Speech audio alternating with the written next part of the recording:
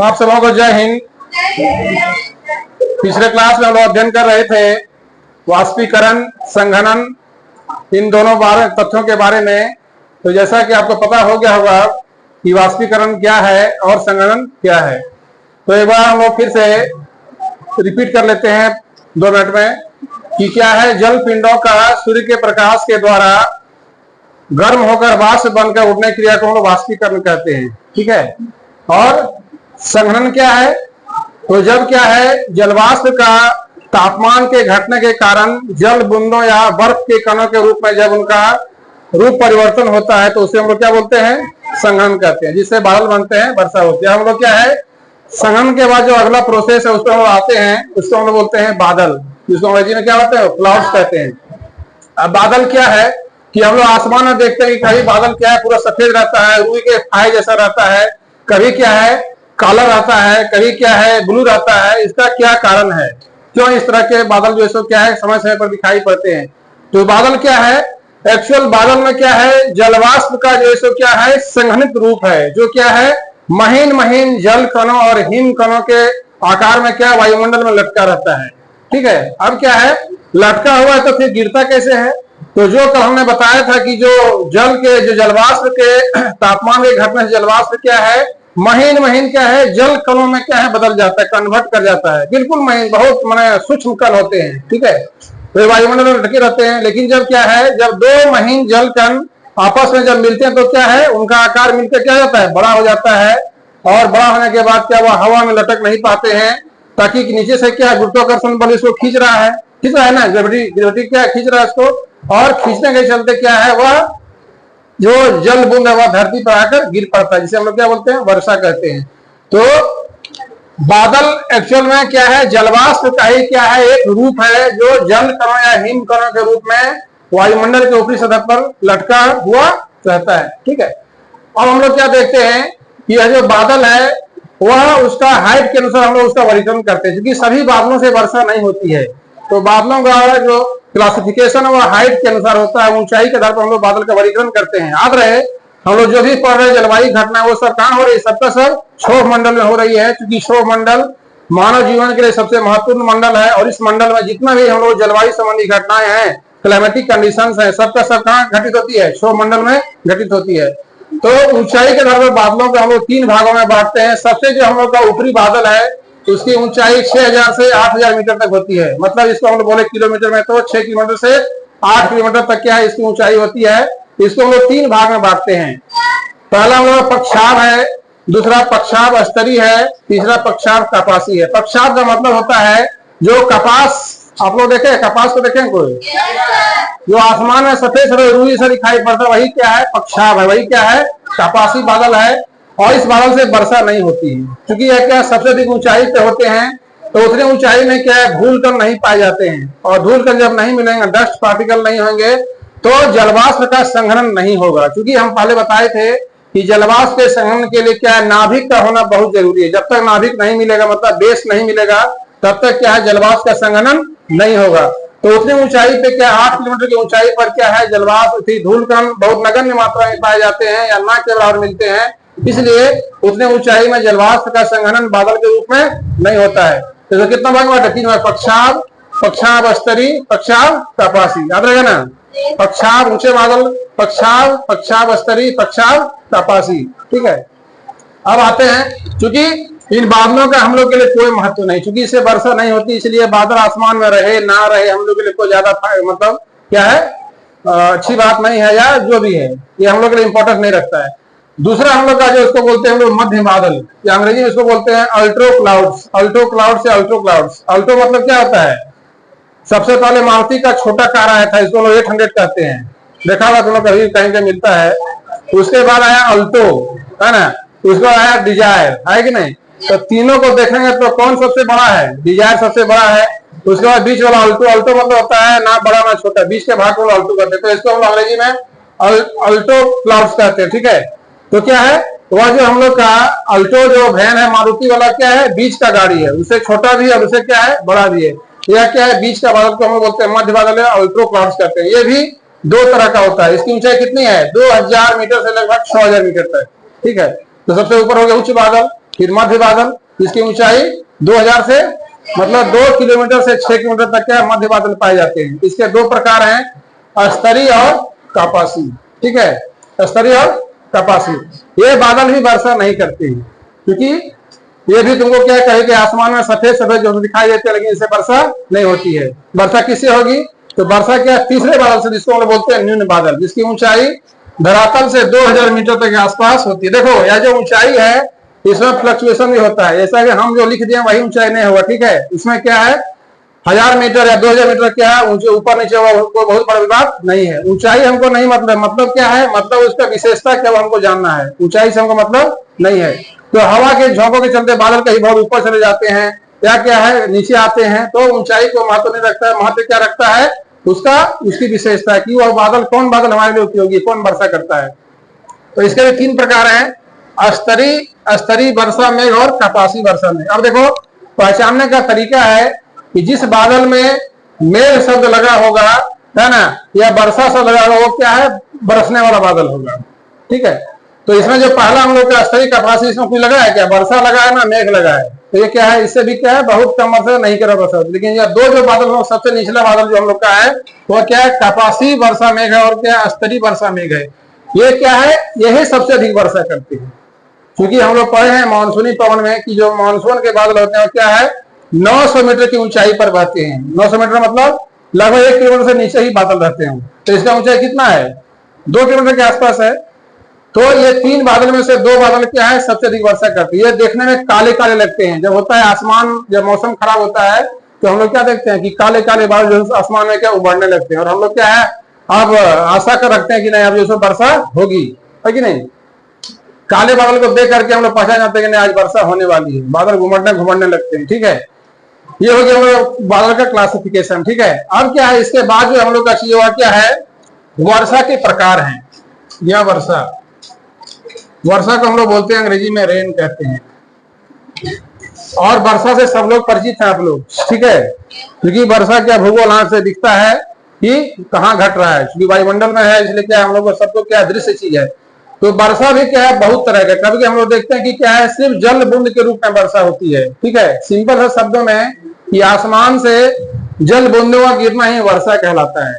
आसमान से जल बूंदों का गिरना वर्षा कहलाता है, जिसके कई रूप हैं। कई रूप में कहने का मतलब कई हम लोग देखते हैं कि सिर्फ क्या है तुम्हारा जो बर्फ गिरता है ऊपर से, जिसको हम लोग हिमपात कहते हैं, ठीक है। तो एक पहला रूप क्या हो गया, पहला रूप हो गया हम लोग का सबसे पहले हो गया तुम्हारा वर्षा में हो गया हम लोग का जल बूंद के रूप में वर्षा होना, जल बूंद के रूप में वर्षा होना। दूसरा रूप हम लोग देखते हैं हिमपात, ठीक है। हिमपात या उसको हम लोग बोलते हैं ओला, ठीक है। तो जब कभी क्या है हम लोग को पर्वतीय क्षेत्रों में जाने का मौका मिलता है तो हम लोग क्या हो देखते हैं हिमपात या ओला का गिरना हुआ देखते हैं। कभी कभी गर्मी के दिनों में मैदानी भागों में भी ओला गिरता है, क्योंकि हम कल बताए थे कि यदि क्या है जलवाष्प का संघनन क्या है इतनी ऊंचाई पर हो जहां पर क्या है तापमान ऋणात्मक में हो, माइनस में हो, तो क्या है जलवाष्प किसमें बदलेगा हिम में बदल जाएगा या ओला में बदल जाएगा, ठीक है। और जब क्या है 2 ओले आपस में जब क्या करते हैं मिलते हैं तो उनका आकार बड़ा हो जाता है, तो उसी को हम लोग हिमपात कहते हैं। तो खास करके पर्वतीय क्षेत्रों में हमेशा हिमपात होता है। कश्मीर वगैरह क्षेत्र में क्या है हमको लगभग हिमपात देखने को मिलता है। वहां गर्मी के दिन में जाएंगे तो क्या हमको जमीन पर जो क्या है बर्फ का जो नजारा देखने को मिलेगा, ठीक है। लड़की रही शुरू हो गया तुम लोग का, अभी नाम बोलेंगे तो पूरा दुनिया देख लेगा, देते हैं सुन लेगा फलाने लड़की है, समझ में नहीं आ रहा है एक बार बोले तो। और तू चिड़िया घर चबा रहा है रे, सब क्लास में बहुत खराब चीज है, चिड़िया चबाना ये सब करना ठीक चीज ये सब नहीं है। क्या बात सब क्या चिड़िया चबाना आता है खेल के मैदान में ध्यान को जो है केंद्रित करने के लिए, यहाँ भी ध्यान बोर्ड पर ध्यान केंद्रित करो, वहां ना देख सब वहां देख रहा है। बड़कम देखो ना यार, इसमें देखो ना ये भी है हम लोग के स्कूल में, लेकिन वो रखा हुआ उसमें काम नहीं हो रहा है, एक रूम में लगा हुआ डिजिटल बोर्ड है। तो जलबुंद समझ में आ गया कि आसमान से जब क्या है बूंदों की बारिश हो तो क्या उसको बोलेंगे जल वर्षा बोलते हैं। यदि क्या है बर्फ के छोटे या बड़े टुकड़े गिरे तो उसको क्या बोलेंगे हिमपात बोलेंगे। और एक होता है तीसरा हम लोग का उसको हम लोग वर्षण या सहिम वृष्टि कहते हैं। सहिम वृष्टि। अब क्या है, सहिम वृष्टि में क्या होता है कि दोनों इसमें है। स मतलब क्या होता है, साथ, ही मतलब बर्फ, और वृष्टि मतलब जल गिरना। कि यदि क्या है, बर्फ के कणों के साथ वर्षा हो तो उसको हम लोग सहिम वृष्टि कहते हैं। ठीक है, यह भी हम लोग कहीं के मैदानी क्षेत्रों में देखते हैं। ठीक है, तो समझ आ गई। तो वर्षा कितने रूप हो गए, 3 रूप हो गए, जल के रूप में, बर्फ के रूप में, और सहिम वृष्टि। बर्फ और जल दोनों एक साथ मिलकर गिरता है। ठीक है, उसको हम लोग सहिम वृष्टि कहते हैं। ठीक है, आगे बढ़े, समझ आया, अच्छी बात है।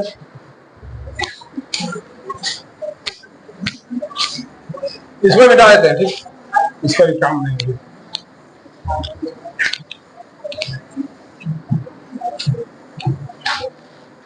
अब हम लोग जो मेन बिंदु हम लोग का है उस पर हम लोग जाते हैं। उसको हम बोलते हैं वर्षा के प्रकार। वर्षा के प्रकार, ठीक है। क्योंकि हम लोग की दुनिया बहुत विशाल है। यहाँ पे क्या है, 3 तरह के तापमान वाले क्षेत्र होते हैं जिसमें हम लोग उष्ण कटिबंधीय क्षेत्र है, शीतोष्ण कटिबंधीय और शीत कटिबंधीय। तो जाहिर है यहाँ वर्षा की जो मात्रा और भी अलग अलग प्रकार की होती है। तो वर्षा के प्रकार के आधार पर क्या दुनिया, हम लोग वर्षा को 3 भागों में बांटते हैं। सबसे पहला हम लोग का है, उसको हम बोलते हैं संवहनीय वर्षा। संवहनीय वर्षा, अंग्रेजी में इसको बोलते हैं कन्वेंशनल रेन। इसमें क्या होता है, बहुत सिंपल है कि जब क्या है, इसको हम लोग समझ सकते हैं यहां से।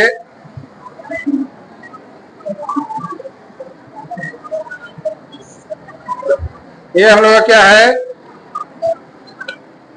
ग्लोब है। इस ग्लोब में क्या है, 10 डिग्री उत्तरी गोलार्ध, 10 डिग्री दक्षिणी गोलार्ध।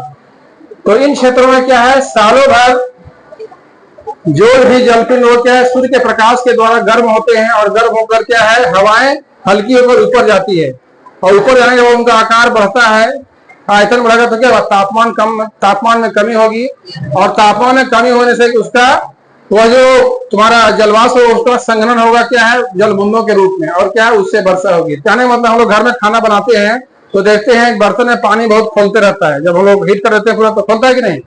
ठीक उसी प्रकार से क्या है, जल पिंडों पर क्या है, सूर्य के प्रकाश पड़ने से जल क्या है, गर्म होकर क्या वाष्प बनकर कहा जाएंगे, आसमान में ऊपर जाएंगे, क्षोभ मंडल में, और क्षोभ मंडल जाएंगे तो क्या है, वो फैलेंगे। जो जिनका आयतन यहाँ कम क्षेत्र में था, उनका आयतन वहां क्या हो जाएगा, बड़े क्षेत्र में हो जाएगा, और जब बड़े क्षेत्र में होगा तो क्या उनमें तापमान की कमी होगी, जब तापमान घटेगा तो क्या उनका संघनन होगा जलवाष्प का जल बूंदों के रूप में, और क्या है, फिर तेज वर्षा होती है। उसको हम इस डायग्राम से समझ सकते हैं। ठीक है,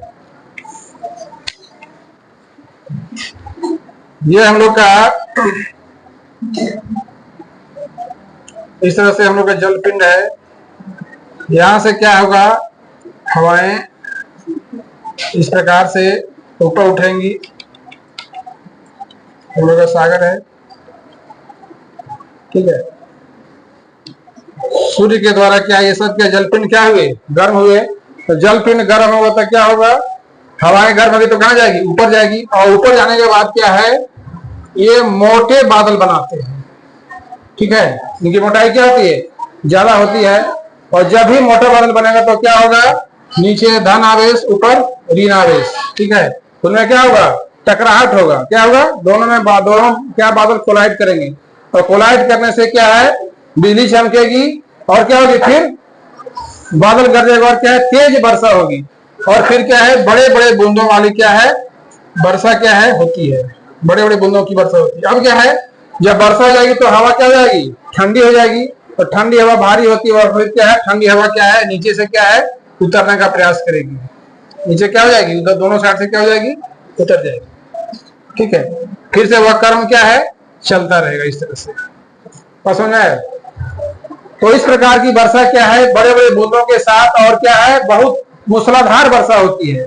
तो दुनिया के वैसे क्षेत्र जो भूमध्य रेखीय क्षेत्र में पाए जाते हैं, जो क्या है 0 डिग्री से तुम्हारा 10 डिग्री उत्तरी और दक्षिणी गोलार्ध में है, वहां प्रतिदिन वर्षा होती है। और इस वर्षा को हम लोग 1 बजे की बाद की वर्षा वाला क्षेत्र भी कहते हैं, क्योंकि वहां डेली वर्षा होना 1 बजे के बाद, इसलिए इसको हम क्या बोलते हैं, 1 बजे की बाद वर्षा वाला क्षेत्र।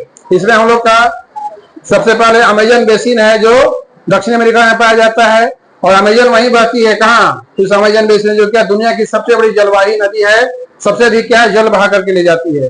दूसरा इसका बड़ा क्षेत्र हम लोग का है अफ्रीका में कांगो बेसिन, यहाँ क्या है कांगो जारे का क्षेत्र, वहां भी किस प्रकार की वर्षा होती है। और तीसरा क्षेत्र हम लोग का है जावा सुमात्रा इंडोनेशिया का क्षेत्र जो एशिया महादेश में पड़ता है। तो ये 3 क्षेत्र क्या है हम लोग भूमध्य रेखा के बिल्कुल क्या है इर्द गिर्द है, जहां पर क्या प्रतिदिन वर्षा होती है, यहाँ एक दिन भी ऐसा नहीं कि वर्षा ना हो।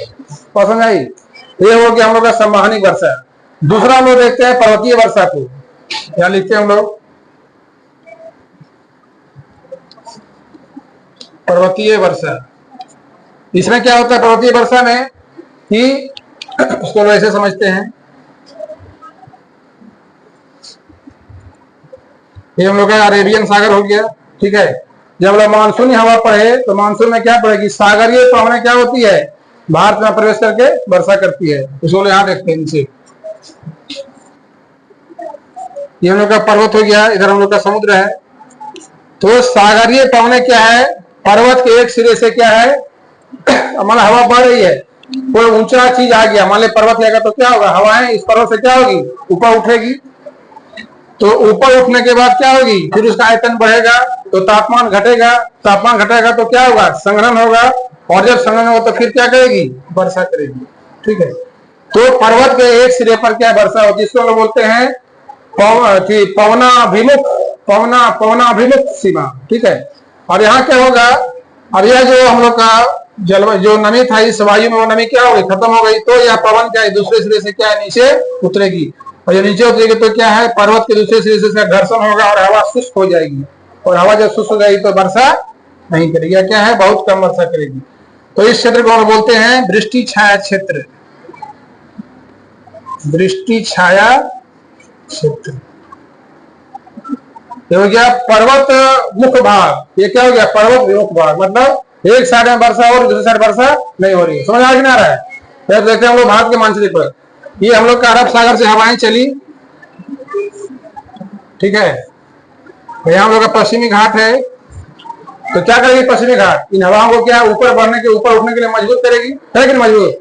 जो ही पवन ऊपर उठेगा क्या होगी हल्की होगी, उसका क्या है बादल बनाएगी और फिर क्या करेगी इस क्षेत्र में वर्षा करेगी।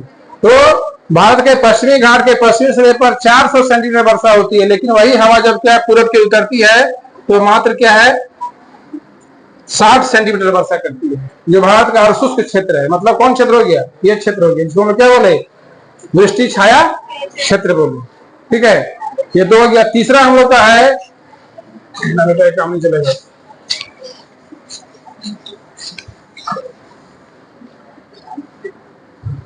तीसरा हम लोग का है चक्रवातीय वर्षा।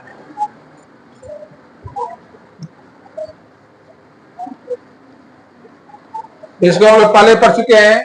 जब क्या है दो विपरीत स्वभाव की वायु राशियां, ठीक है, जब क्या आमने सामने के मिलेगी तो साइक्लोन बनेगा, और साइक्लोन बनने से जो वर्षा होगी इसको हम क्या बोलते हैं चक्रवातीय वर्षा। बहुत सिंपल है कि एक ओर से क्या है ठंडी वायु राशि आई, दूसरी ओर से क्या आई गर्म वायु राशि आई, दोनों आपस में क्या की वातावरण बनाई, और वातावरण बनने के बाद या तो क्या है गर्म वायु राशि क्या है शीत वायु राशि ऊपर चढ़ गई, या फिर क्या शीत वाला ही गर्म क्या धक्का देके ऊपर कर दी, ऊपर गया तो फिर क्या आयतन बढ़ गया, आयतन बढ़ा तो क्या है उसकी नमी उसके तापमान में कमी हुई, तापमान में कमी हुई तो क्या हो गया उसका संघनन हुआ, संघनन होता है फिर क्या है वर्षा होगी। तो हम देखते हैं डायग्राम से कि एक ओर से क्या है हम लोग की ठंडी वायु राशि, एक ओर से क्या है हम लोग की गर्म वायु राशि। ये जो साइन है वो क्या है गर्म वायु राशि का साइन है। ये हो गया हम लोग का धरती का सतह,